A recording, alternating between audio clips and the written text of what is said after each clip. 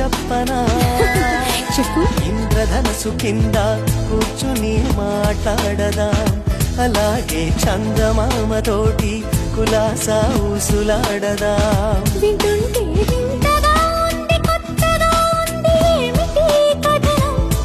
పొరపాటు కథ కాదు, గత జన్మలోన జాజిపూల సువాసనే